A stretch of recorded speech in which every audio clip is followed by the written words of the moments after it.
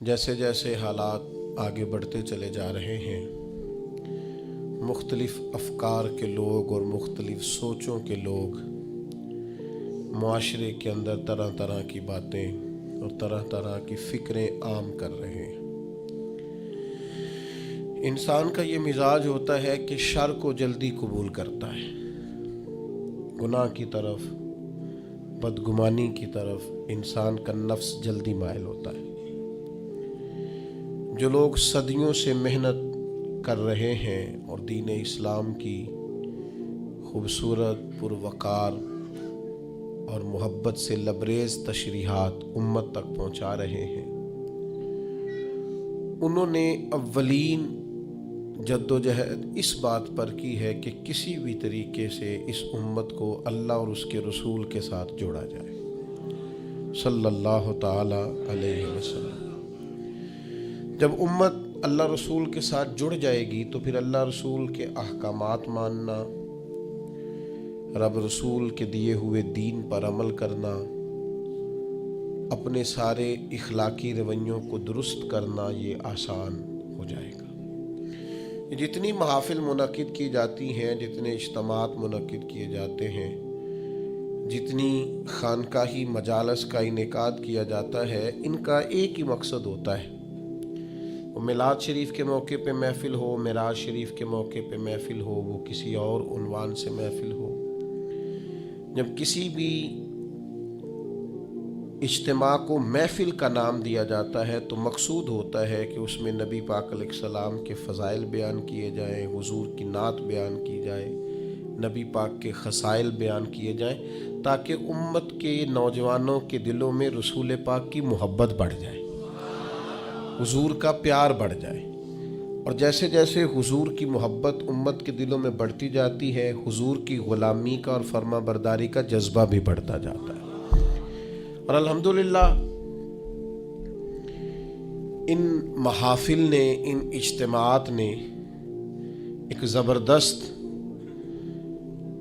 انقلاب برپا کیا ہے، اور زمانے سے لوگ دیکھ رہے ہیں کہ حضور کی نعت پاک کا کوئی شعر آتا ہے یا نبی کریم علیہ السلام کا نام نامی اس میں گرامی آتا ہے تو مومن کے وجود میں ہلچل پیدا ہوتی ہے، تازگی پیدا ہوتی ہے۔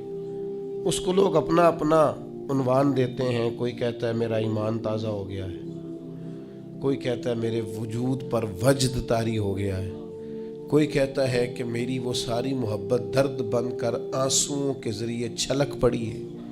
لیکن ان محافل سے بہرحال یہ نتیجہ ضرور نکلا ہے کہ لوگوں کے دل گنبد خضرا کے قریب چلے گئے۔ دوسری بات ہمیشہ یاد رکھیے گا کہ چیزیں اپنی ضد سے پہچانی جاتی ہیں۔ کوئی بھی چیز جب اس کی مخالف چیز کا ذکر کیا جاتا ہے پھر اس کی پہچان ہوتی ہے۔ اگر رات نہ ہو تو دن کی کوئی پہچان نہیں ہے، اگر صبح نہ ہو تو شام کی کوئی پہچان، اگر اجالا نہ ہو تو اندھیرے کا کوئی نام لینے کو بھی تیار نہیں ہے۔ چیزیں اپنی ضد سے پہچانی جاتی ہیں۔ الاشیاء تعرف باضدادها۔ عرب کہتے ہیں کہ کوئی بھی چیز اپنے ضد سے پہچانی جاتی ہے۔ جس طرح نبی پاک علیہ السلام کے فضائل کا، حضور کی نعت کا، نبی پاک کی عظمتوں کا بیان ہمیشہ سے ہوتا رہا ہے نا، اس طرح سے بعض ایسے نادان بھی تھے جو ہمیشہ بعض چیزوں کو سمیٹتے رہے ہیں، بعض چیزوں کو وہ گھیرتے رہے ہیں، اور وہ تروڑ مروڑ کے چیزوں کو اس طرح پیش کرتے رہے ہیں کہ بالکل ایک نیا رستہ، ہٹ کے رستہ۔ ایک گروہ گزرا ہے امت میں جس کو نیچری کہا جاتا ہے، یہ باقاعدہ ایک فرقہ تھا، اور اس فرقے کے بڑے شخص کا اگر میں آپ کو نام بتاؤں تو آپ سارے واقف ہیں۔ ان کے بڑے شخص کا نام تھا سر سید احمد خان، یہ نیچری تھے۔ یہ کہتے تھے کہ اگر معراج شریف کی ساری احادیث صحیح بھی ہوں، انہوں نے وہ ساری احادیث لکھی، ساری صحیح احادیث کو کوٹ کیا، ساری صحیح احادیث کوٹ کر کے کہا کہ یہ صحیح بھی ہیں، راوی بھی درست ہیں، 30 کے قریب صحابہ ان روایات کو روایت کرنے والے ہیں، تو پھر بھی کہنے لگے کہ ہم اس لیے واقعہ معراج کو معاذ اللہ تسلیم نہیں کرتے کہ ایک شخص کا، ایک انسانی وجود کا فضا میں معلق رہنا ممکن نہیں اور فضا سے گزر کے جانا ممکن نہیں۔ کہنے لگے اگر ساری روایتیں درست بھی مان لی جائیں تو پھر بھی چونکہ یہ فطرت کے خلاف ہے، یہ روٹین میں جو کام ہوتے ہیں ان کے خلاف ہے، تو ہم یہ کہیں گے معاذ اللہ راویوں کو غلطی لگ گئی ہے بات کرنے میں، یعنی ساری روایتیں لکھ کے بھی تسلیم کرنے کو تیار۔ اچھا بڑے عجیب لوگ ہیں، یہ سمجھتے ہی نہیں۔ معجزہ پتہ کسے کہتے ہیں؟ معجزہ اور کرامت کہتے ہیں خرق عادت کو۔ خرق عادت کا مطلب ہوتا ہے عادت کو پھاڑ دینا۔ جو کام عادت کے مطابق چل رہا ہو وہ کرامت اور معجزہ نہیں ہوتا، جو عادت سے ذرا ہٹ کے ہو اس کو معجزہ اور کرامت کہا جاتا ہے۔ جو روٹین میں چل رہا ہو وہ تو چل ہی رہا ہے روٹین میں۔ ہم کہتے ہیں کہ جب رب چاہتا ہے تو نبی کے ہاتھ پہ معجزہ ہوتا ہے، ولی کے ہاتھ پہ کرامت ہوتی ہے۔ آپ کہیں جناب فلانا کام فطرتاً ہو رہا تھا، اصول کے ساتھ ہو رہا تھا، تو بالکل آپ کی بات ٹھیک ہے۔ فطرت یہی ہے کہ ماں اور باپ کے ملاپ سے اولاد پیدا ہوتی ہے، لیکن اگر رب چاہے نا تو جناب عیسیٰ کو بغیر باپ کے پیدا کر دیتا ہے۔ فطرت یہی ہے کہ بچے عمر کا کچھ حصہ طے کرنے کے بعد 3-4 سال کی عمر میں جا کر گفتگو شروع کرتے ہیں، لیکن اگر اللہ چاہے تو قرآن کہتا ہے کہ جناب عیسیٰ پنگوڑے میں کہتے ہیں انی عبد اللہ آتانی الکتاب، میں اللہ کا بندہ ہوں اور کتاب لے کے آیا ہوں۔ یعنی وہ پنگوڑے میں بھی یہ گفتگو کر دیتے ہیں اگر اللہ، اسی کو معجزہ کہا جاتا ہے۔ اور کتاب و سنت اس سے الحمدللہ معمور ہے، بھرپور ہے۔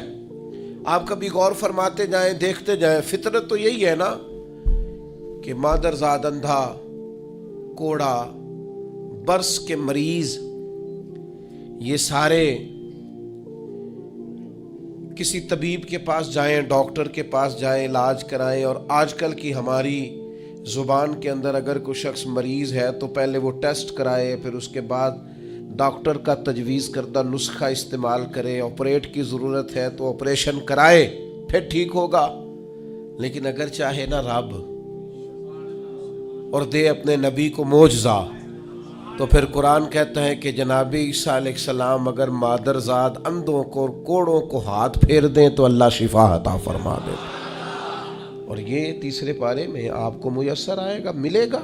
اصول فطرت یہی ہے، مزاج یہی ہے، روٹین یہی ہے کہ رب چاہتا ہے تو پھر ہی انسان پیدا ہوتے ہیں، اللہ چاہتا ہے تو پھر ہی حیوان پیدا ہوتے ہیں، رب چاہتا ہے تو چرندے پرندے پیدا ہوتے ہیں۔ لیکن اگر اللہ چاہے اور اپنے نبی کو معجزہ دے تو پھر حضرت عیسیٰ علیہ السلام مٹی کی مورت بنا کے پھونک دیں تو اللہ تعالیٰ اسے زندگی عطا فرما دیتا۔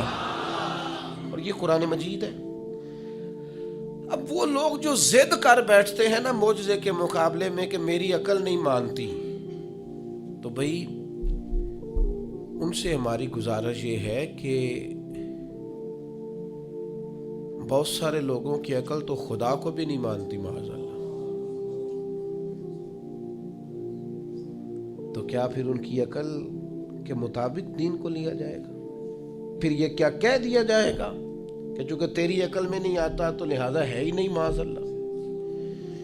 تو معجزہ جو ہوتا ہے نا، معجزہ وہ اللہ کی عطا سے نبی کا کمال ہوتا ہے۔ آپ دیکھیں نا صحابہ کیا فرماتے ہیں، حضرت عبداللہ ابن عتیق رضی اللہ تعالیٰ عنہ کی پنڈلی ٹوٹ گئی، صحیح حدیث میں موجود ہے۔ اب اگر پنڈلی ٹوٹ گئی ہے، ٹانگ ٹوٹ گئی ہے، تو اس کا طریقہ یہی ہے کہ ہمارے ہاں جو آج مروج ہے وہ یہی ہے کہ وہ کسی ڈاکٹر طبیب کو دکھایا جائے گا، اس کا علاج ہوگا۔ اور آج کل تو آپریشن کیے جاتے ہیں، اس زمانے میں بھی جو طریقہ تھا وہ اختیار کیا جائے گا اور اس کے مطابق علاج ہوگا۔ لیکن حضرت عبداللہ کی پنڈلی ٹوٹ گئی وہ نبی کریم کی بارگاہ میں آئے ٹوٹی ہوئی پنڈلی. آپ چلے جائیں کسی بڑے سے بڑے ڈاکٹر کے پاس, مجھے بتائیں کہ وہ کبھی صرف خالی ہاتھ لگائے اور چیز کو شفا ہو جائے. لیکن یہاں منظر یہ ہے کہ پنڈلی ٹوٹ گئی ہے, محبوب نے لعاب دہن لگایا ہے, اللہ نے شفا عطا فرما دی. آپ اس مزاج کو سمجھیں, یہ دین کا باقاعدہ عنوان ہے, یہ باقاعدہ عنوان ہے دین اسلام کا. اب آنکھیں کسی شخص کی دکھتی ہیں تو اب تو خیر اللہ تعالیٰ نے آسانی کر دی, ورنہ یہ 10-15 سال پہلے کالا موتیا سفید موتیا ایک بہت بڑا مرض ہوتا تھا اور باقاعدہ مشکل تھا لوگوں کے لیے علاج کی طرف بڑھنا, ایک مشکل کام تھا. اور آنکھوں کی بینائی آج بھی آپ دیکھ لیں, پیدائشی طور پر بچے بیچارے بعض آنکھوں کی نظر کی کمزوری کا شکار ہیں, اتنی موٹے شیشوں کی اینکیں ان کو لگی ہوئی ہیں اور بڑی مشکل سے وہ دیکھ پاتے ہیں.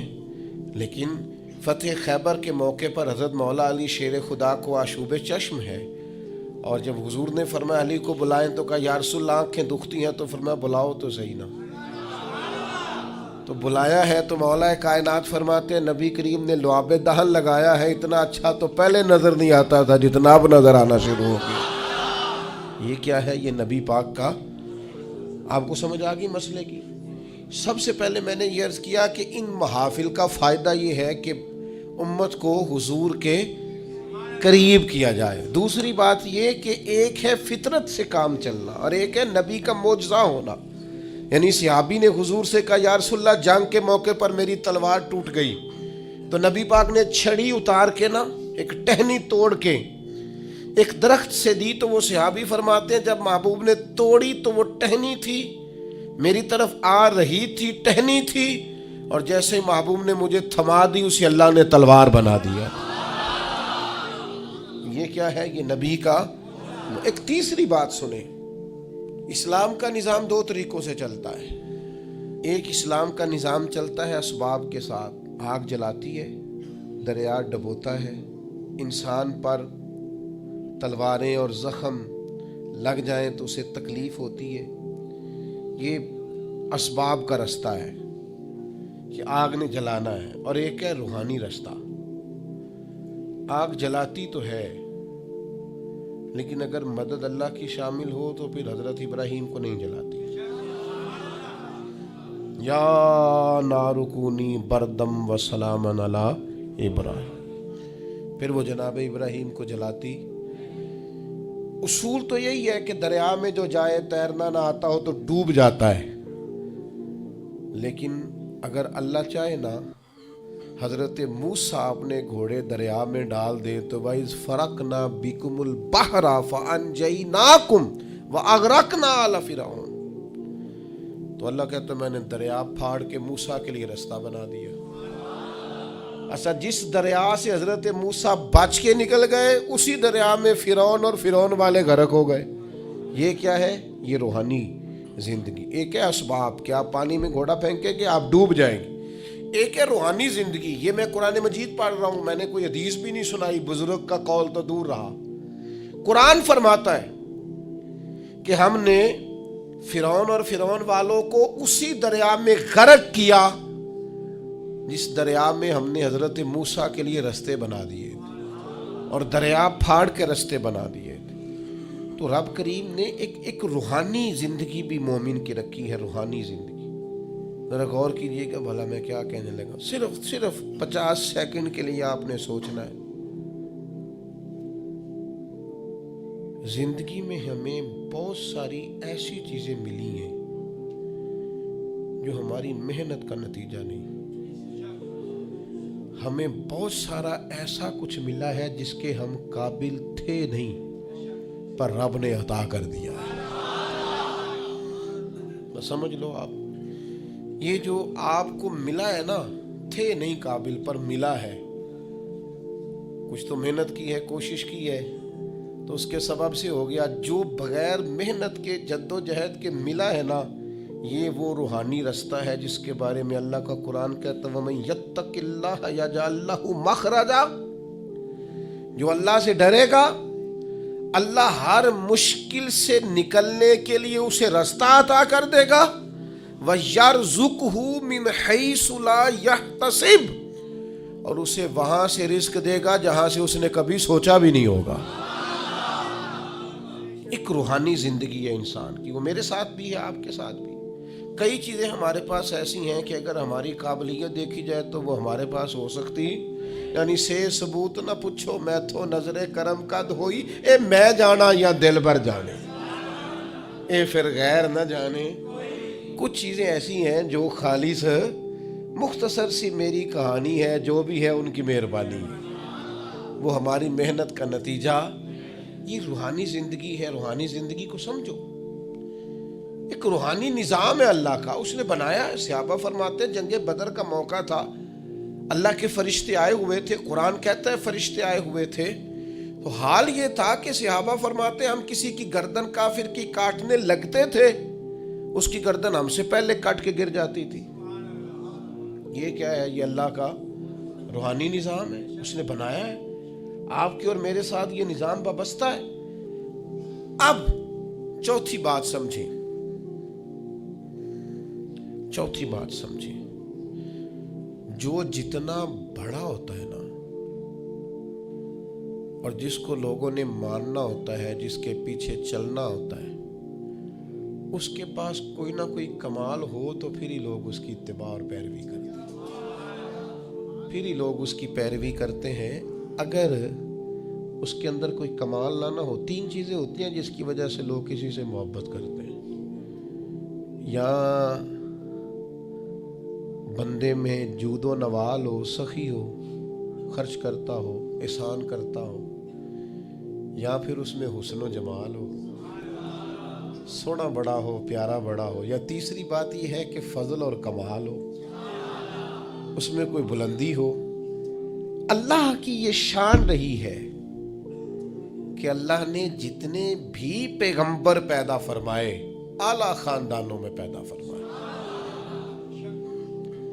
اللہ نے جتنے بھی انبیاء کرام علیہم السلام مبعوث فرمائے سارے سونے تھے, ایک سے ایک بڑھ کر حسین تھے. حضرت داؤد علیہ السلام کا حسن و جمال دیکھا نہیں جاتا تھا, خوبصورت تھے جناب داؤد علیہ السلام. اور جناب یوسف 3 مہینے رجی خلقت ویک یوسف کی نانی. حضرت یوسف علیہ السلام کے بارے میں ملا رومی نے لکھا ہے, جب قحط پڑ گیا تھا نا مصر میں, تو حضرت یوسف نے چونکہ گندم غلہ سٹاک کر لیا تھا, تو ابتدائی طور پر آپ نے یہ تجویز دی تھی اور یہ حکمت عملی اپنائی تھی. آپ نے لوگوں سے کہا تھا کہ فی الحال تمہیں گندم نہیں ملے گی, جس کو بھوک لگے نا وہ میرا چہرہ دیکھ لے آ کے, جس کو پیاس لگے وہ میرا چہرہ دیکھ لے. اور یہ ایسا ہوتا ہے. سیدھے پنجابیاں ساڈے تے کہندے نے تینوں ویکھیں بھوک مر گئی ساری. یہ تو ہوتا ہے نا جی, میری تے ویکھ کے ہی اوہ تجھے دیکھ جو لیا ہے. بات ختم ہو گئی. بھوک. حضرت عثمان غنی رضی اللہ تعالیٰ عنہ کو 40 دن قید رکھا ہے. لوگوں نے تو آپ سے کہا گیا کہ جناب بھوک پیاس کیا کرتے تھے؟ فرمایا بھوک پیاس لگتی تھی, قرآن پاک کی زیارت کرتا تھا, بھوک بھی ختم ہو جاتی تھی, پیاس بھی ختم ہو جاتی تھی. تو حضرت جناب یوسف علیہ السلام نے یہ تدبیر اپنی قوم کو دی کہ جب تمہیں بھوک لگے تو تم نے آ کے مجھے دیکھنا ہے. تو 3 مہینے غلہ نہیں دیا. لوگ آتے جناب یوسف کا چہرہ دیکھتے, بھوک پیاس ختم ہو جاتی. تو پنجابی کے ایک درویش بول پڑے, وہ کہنے لگے 3 مہینے رجی خلقت ویک یوسف کنانی. 3 مہینے رجی خلقت ویک یوسف کنانی تے جنا محمد عربی ڈٹھا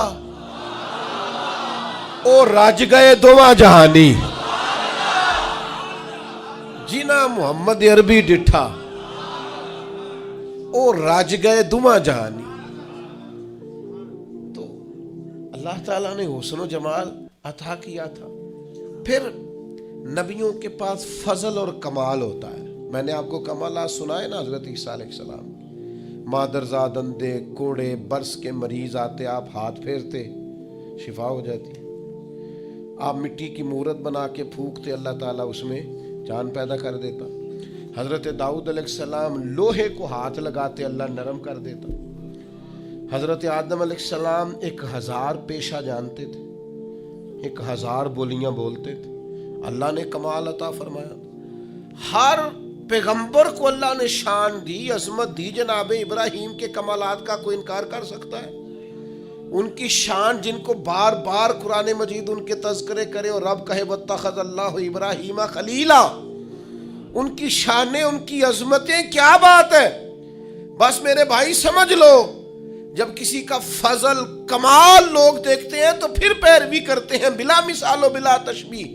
اللہ نے نبیوں کو فضل و کمال، حسن و جمال، جود و نوال دے کے بھیجا تاکہ لوگ ان کا کمال دیکھیں، ان کی غلامی کریں۔ اور جب میرے اور آپ کے محبوب کی باری آئی تو اللہ نے سب سے بڑھ کر محبوب کو حسن و جمال عطا فرمایا، سب سے بڑھ کر جود و نوال عطا فرمایا۔ حضرت یوسف علیہ السلام کا حسن کہاں اور محبوب کا حسن کہاں؟ کیا خوبصورت انداز اختیار کیا، کہنے لگے حسن یوسف پہ کٹی مصر میں انگشت زنا۔ حضرت یوسف کا حسن دیکھ کر مصر میں عورتوں نے ہاتھ کٹا لیے، لیکن حسن دیکھ کر حسن یوسف پہ کٹی مصر میں انگشت زنا، اور سر کٹاتے ہیں تیرے نام پر۔ ان کا پورا حسن دیکھا ہے، ان کو دیکھا نہیں۔ تو وجہ میرا یار نہیں ڈیٹھا، تیرے نام پر، تیرے نام پر حسن یوسف پہ کٹی مصر میں انگشت زنا، اور سر کٹاتے ہیں تیرے نام پہ مردان عرب۔ وہاں بیویوں نے ہاتھ کاٹے تھے، یہاں عرب کے مرد، اور انہوں نے حسن دیکھ کے کاٹے تھے، یہاں نرا نام سن کے لوگ۔ ہر کوئی فدا ہے بن دیکھے تو دیدار کا عالم کیا ہوگا۔ مردان عرب بھائی حضور کا، اور پھر نبی پاک کا جو جود و نوال ہے عطا کرنا ہے۔ حضرت جابر ابن عبداللہ فرماتے ہیں ہر شے حضور سے سنی ہے، میرے پاس نہیں ہے یہ حضور سے سنا ہی نہیں، یہ تو سنا ہی نہیں نبی پاک سے۔ اور پھر جہاں تک حضور کے فضل و کمال کی بات ہے تو ہر نبی کو اللہ نے معجزہ دیا، اور نبی پاک کو اللہ نے بنائے معجزہ ہے۔ یا ایھا الناس قد جاءکم برہان من ربکم، حضور کا ایک ایک بال معجزہ ہے، آنکھ معجزہ ہے، کان معجزہ ہے، لبہائے مبارک معجزہ ہے، لعاب دہن معجزہ ہے، نبی پاک علیہ السلام کی زلف عنبری معجزہ، محبوب کی نظر مازاغ معجزہ، دست ید اللہ معجزہ، چہرہ وجہ اللہ معجزہ، نبی پاک صلی اللہ تعالیٰ علیہ وسلم کا سج دھج کے آنا اور میلاد ہونا یہ بھی معجزہ، اور سج دھج کے عرش پہ جانا اور معراج ہو جانا یہ بھی معجزہ۔ اللہ نے دیے معجزے انبیاء کو، خدا نے میرا نبی معجزہ بن کے آیا۔ اللہ نے محبوب کو معجزے دی، اور اتنے بڑے بڑے معجزات دی، اتنے بڑے بڑے۔ میں کیسے آپ کی خدمت میں یہ بات عرض کروں، اتنا عظیم معجزہ ہے نا واقعہ معراج۔ امت کو چاہیے تھا کہ یہ ہر روز جب بھی کوئی کہتا نا انہیں بڑی ترقی کی ہے تو ان کو کہنا چاہیے تھا اصل تو ہمارا حق ہے ترقی میں آگے بڑھنے کا، اس لیے کہ ہمیں ان رستوں کا مسافر بننا ہے جن رستوں پہ نبی پاک نے ہمیں چلنے کا کہا۔ تو میرے عزیز بھائی، محبوب کو اللہ تبارک و تعالیٰ نے معراج عطا کی۔ اب وہ معراج میں بھی نا بندے بڑے پریشان ہیں، میں بات سمیٹنا چاہتا ہوں۔ اب زمانہ ہو گیا، ایک گروپ ہے، میں نے جمعے میں کہا تھا کہ اب ہر سال نہیں ہم دلیلیں دینا چاہتے کہ حضور خواب میں گئے ہیں کہ حقیقت میں گئے ہیں۔ یہاں عجیب منظر ہے، بعض لوگ نہ کہتے ہیں جی نبی کریم نے سارے معراج جتنے بھی محبوب کو یہ معراج ہوا یہ خواب میں ہوا ہے۔ میں اگر کہوں کہ میں نے رات کو خواب دیکھی ہے میں پاکستان کا صدر بن گیا ہوں، تو آپ کو کوئی اعتراض ہے اس بات پہ؟ خواب جو کسی نے کوئی اعتراض ہے؟ ویسے میں کہوں یہاں کھڑا ہو کہ میں صدر ہوں تو آپ کو اعتراض ہے، کیونکہ جناب آپ صدر نہیں ہے۔ میری بات کی سمجھ آ رہی ہے؟ کوئی شخص آپ میں سے اٹھ کے کہے کہ میں نے خواب دیکھی ہے، رات خواب میں یہاں سے نکلا ہوں، امریکہ گیا، وہاں سے برطانیہ آیا، وہاں سے ہالینڈ چلا گیا، وہاں سے افریقہ کے جنگل دیکھے، وہاں سے میں عرب آ گیا، میں نے جو ہے وہ دبئی اور مسقط اور یہ سارے ریگستان دیکھے، اور پھر اللہ نے مجھے موقع دی اور مجھے حرم کی حاضری نصیب ہوئی خواب میں سارا دیکھ کے آیا ہوں، تو آپ کو کوئی اعتراض ہے؟ کیوں جی؟ کیونکہ اور اگر وہ کہے حقیقت میں صبح نکلا اور یہاں سے امریکہ گیا اور وہاں سے میں افریقہ آیا، وہاں سے برطانیہ، یورپ، یہ ہنسانے کو نہیں کہہ رہا، سمجھانے کو کہہ رہا ہوں، وہاں سے پھر میں سارا عرب گھوم کے شام تک گھر آ گیا، صبح نکلا، تو آپ مان لیں گے؟ کیوں؟ یہ ممکن ہے؟ آپ کہیں گے میاں صرف امریکہ کی فلائٹ اگر یہاں سے ڈائریکٹ بھی کو جائے تو 14-15 گھنٹے کی، تو آپ تو ایک دن بھی بمشکل وہاں پہنچیں گے، صبح سے شام تک میں۔ آپ وہاں سے واپس کیسے آ گئے اور وہاں بھی چلے گئے اور یہاں بھی چلے گئے؟ یہ ممکن ہے؟ پریشانی ہوتی تب ہے جب کو کہتا ہے میں حقیقت میں گیا ہوں۔ یہ جو ابو جہل پریشان ہوا ہے نا، یہ جو ابو لہب پریشان ہوا ہے، یہ جو اتبا اتیبہ، میرے نال ناراض نہ آیا جی، میں کدی یہی دی گل کرنا، روز تے کردا ہی نہیں۔ یہ جڑے بندے آج تک پریشان نے نا، کبھی کرتا ہوں چلو خوگر حمد سے تھوڑا سا گلا بھی سن لے۔ یہ جو آج تک پریشان ہے نا سارے، یہ پریشان اس لیے ہیں کہ حضور اگر کہتے نا میں خواب میں گیا ہوں تو کسی کو مسئلہ ہی نہیں تھا۔ محبوب فرماتے میں گیا ہوں۔ سبحان الذی اسری بعبدہ لیلا من المسجد الحرام الی المسجد الاقصی۔ حضور مسجد حرام سے مسجد اقصی تک، اور وہی ایک رات میں نہیں ہو سکتا، وہی ہفتوں مہینوں کا سفر ہے، وہی نہیں ہو سکتا تھا۔ مسجد حرام سے مسجد اقصی جایا آئے نہیں جا سکتا، لیلاً رات کے تھوڑے حصے میں۔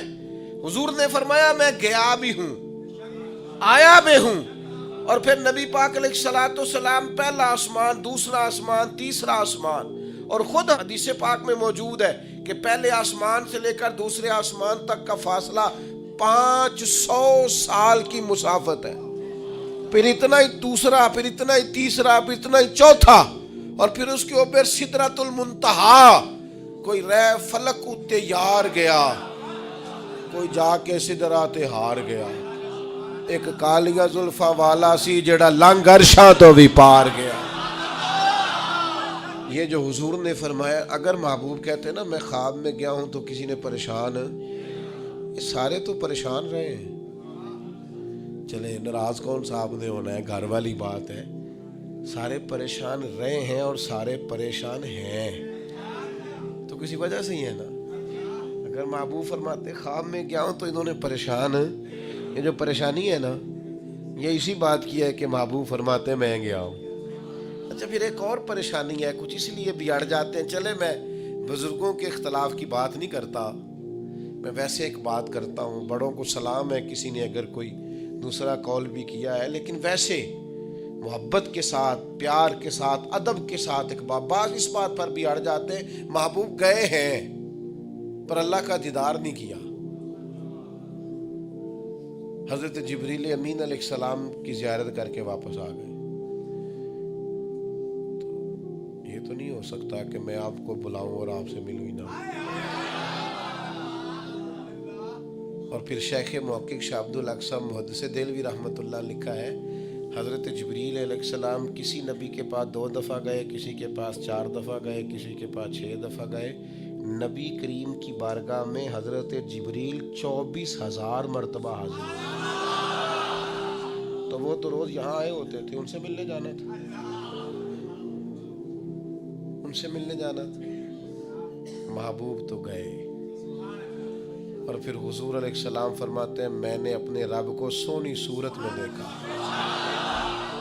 اور نبی پاک فرماتے ہیں رب نے اپنا دست مبارک میری پشت پہ رکھا، اس کی ٹھنڈک جو اس کی شان کے لائق پشت پہ رکھا، اور اس کی ٹھنڈک میں نے سینے میں محسوس کی۔ اور حضور فرماتے ہیں جب اللہ نے وہ دست مبارک رکھا تو پھر میں نے مشرقوں کو بھی جان لیا اور مغربوں کو بھی جان لیا، پھر سارے علوم مجھ پر واضح ہو گئے۔ ابن یعقوب کو اللہ نے صورت بخشی، ید بیضا کی کلیم اللہ کو نعمت بخشی، اور جناب عیسیٰ کو مسیحائی کی دولت بخشی۔ ہر نبی کو کوئی عزت کوئی عظمت بخشی، میری سرکار کو بے پردہ زیارت، میری سرکار کو بے پردہ زیارت۔ تو میرے عزیز یاد رکھیے گا کہ حضور کا واقعہ معراج یہ تو امت کے لیے شانوں کا باعث ہے، یہ تو عظمتوں کا باعث ہے۔ اس لیے اچھا پھر ایک اور مسئلہ بھی، آج ایک دوست مجھ سے کہنے لگے، ایک صاحب کہہ رہے تھے 27 رجب کو محفل نہیں کرنی چاہیے، یہ تو کنفرم ہی نہیں ہے کہ 27 کو معراج ہوئی تھی۔ میں نے کہا یہ تو میلاد والی بات ہو گئی۔ ایک صاحب مجھ سے کہنے لگے کہ حضور کا میلاد 12 ربیع الاول کو نہیں۔ میں کہ تو پریشان نہ ہو، میری جماعت بڑی پیار والی ہے، وہ تو سفر میں بھی میلاد کرتی رہتی ہے، ربیع ثانی میں بھی میلاد کی محفل ہے۔ اب تو مجھے زمانہ گزر گیا سفر کرتے، وہ تو سارا سال ہی میلاد کرتے رہتے، آپ کیا بات کرتے ہیں؟ اب کون 12 کا پابند رہا، سارا سال میلاد ہوتا ہے۔ کہنے لگے جی 9 ہے، تو میں نے کہا پھر بھی کوئی اعتراض نہیں، آپ 9 کو کر لیں، ہمیں کوئی پریشانی۔ ہم 27 رجب کو معراج کی محفل کر رہے ہیں، آپ کا خیال ہے 5 رجب ہے، آپ 5 کو معراج کی محفل کر رہے ہیں، ہمیں تو کوئی پریشانی والی بات۔ تو بلا وجہ کے الجھاؤ، بلا وجہ کی بحثیں نہیں ہونی چاہیے۔ بات کو ختم کرتا ہوں، کرنا کیا ہے، امت نے کرنا کیا ہے؟ واقعہ معراج سبق کیا دیتا ہے، درس کیا دیتا ہے؟ واقعہ معراج امت کو یہ سبق دیتا ہے کہ نبی پاک علیہ الصلوۃ والسلام نے اپنی حیات ظاہری میں جتنا سفر کیا ہے وہ عروج کی طرف کیا ہے، وہ فتح کی طرف کیا ہے۔ نبی پاک علیہ السلام نے ہر قدم اٹھایا ہے تو وہ جد و جہد ہے، وہ کامیابی ہے، وہ آگے بڑھنا ہے، وہ عروج ہے۔ وہ 1 2 3 صحابہ سے بات شروع ہوئی، پھر حضور مدینہ طیبہ تشریف لے گئے، پھر حالات کا یہ رنگ ہوا کہ ان فتحنا لک فتحا مبینا، پھر وہ عروج ہوا، وہ 23 سالوں میں وہ انقلاب آیا، آگے بڑھنا، جد و جہد کرنا، کوشش کرنا، عروج کی طرف جانا۔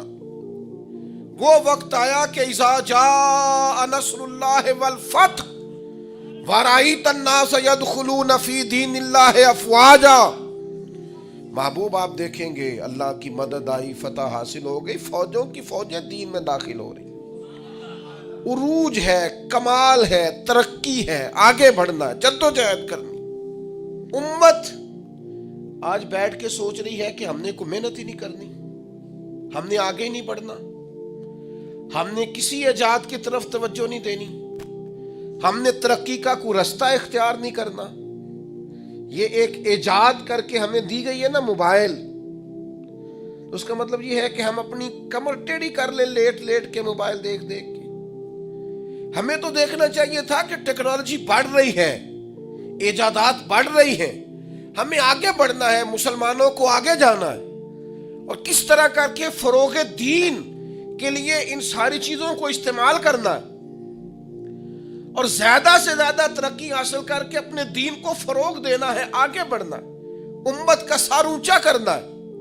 لیکن امت ہے کہ وہ بار بار پیچھے ہٹتی جا رہی ہے، بار بار کمزوری دکھاتی جا رہی ہے، بار بار ہم ہیں کہ ہمارے قدم لڑکھڑاتے ہیں، ہم پیچھے کی طرف آتے ہیں، ہم آگے قدم ہی نہیں اٹھاتے۔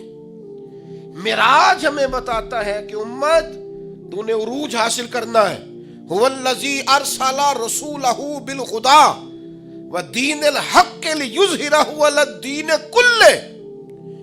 ہم نے یہ رسول تمہیں اس لیے عطا کیے ہیں، یہ شانوں والے رسول تمہیں اس لیے دیے ہیں کہ ہم اس دین کو تمام دینوں پر غالب کر دیں گے۔ اسلام کی فطرت میں قدرت نے لچک دی ہے، اتنا ہی یہ ابھرے گا جتنا کہ دبا دو گے۔ یہ دین غالب ہونے کے لیے. واقعہ معراج کیا بتاتا ہے ہمیں؟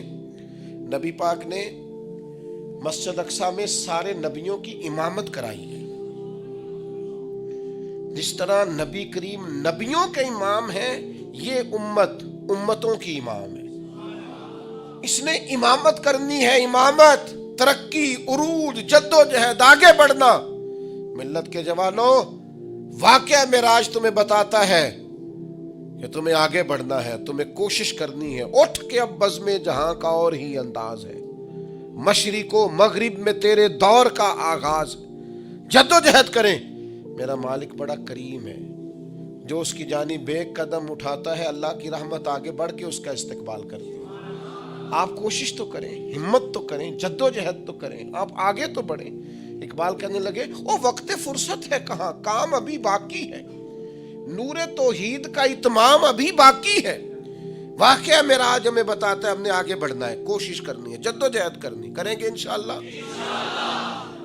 جو شخص جس حد تک اپنے لیے، ملک کے لیے، ملت کے لیے، خاندان کے لیے، قبیلے کے لیے، دین کے لیے جد و جہد کر سکتا ہے، وہ کرے، وہ آگے بڑھے. ہمت کریں، 2-2 4-4 لوگوں کا بازو تھامیں، سہارا بنے، لیکن عروج کی طرف بڑھے. نوجوانوں سے کہتا ہوں، جدید حالات کو دیکھو، سیکھو، ٹیکنالوجی کی طرف بڑھو، علم کی طرف بڑھو، شعور کی طرف بڑھو. بیٹھے نہ رہو. 2-2 4-4 5-5 10-10 کورسز کرو، آگے بڑھو.